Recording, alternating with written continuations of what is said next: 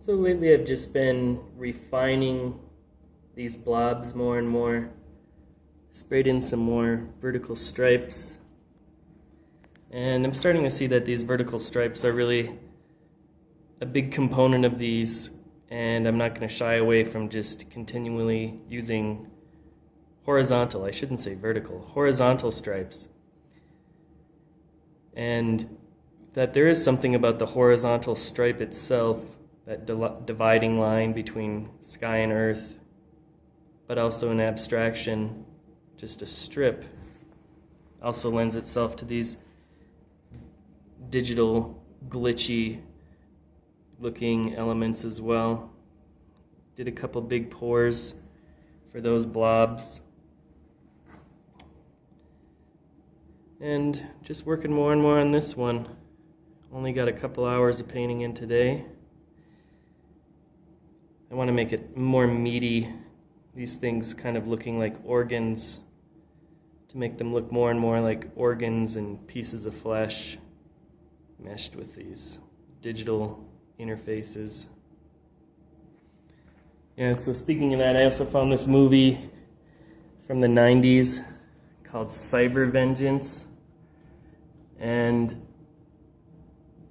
just from a nostalgic standpoint, these things are kind of interesting. This is all about virtual reality. But this is what they imagine virtual reality to be. And often that imagination of the future is correct in a kind of way that's a little bit off. Like I was watching, I think it's Battle for the Planet of the Apes, where they're in a city, and it was made in like the 1970s. And they were running through a hallway, and they had to stop and get a phone in the hallway because they didn't imagine that people would just be carrying around cell phones. So while they get so much about the future, no matter what, these films that envision the future are always a little bit off. And I think that imagination and that creativity in being off or being wrong is something kind of interesting. And something that comes up in a lot of things like concept art and these sort of things as well, where you're imagining something that doesn't exist in itself.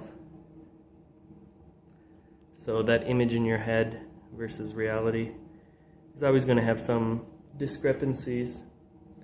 But when we're thinking about the future and what will be, and you know what I'm talking about here in these paintings of the body and organs and the meat, our flesh, and how we construct our personalities using social media and computers.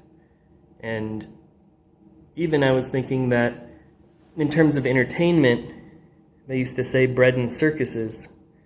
And bread and circus, meant that basically people could have food, and then if they saw the circus, they would get distracted, and they wouldn't have to think about what the government was doing to screw them over.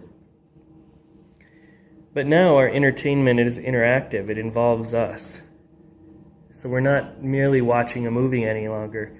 And virtual reality is a part of that, and we're playing within it. Even with posting stuff about Donald Trump on social media, we're interacting, we're becoming part of the circus itself. So these paintings delve into those topics a little bit as well.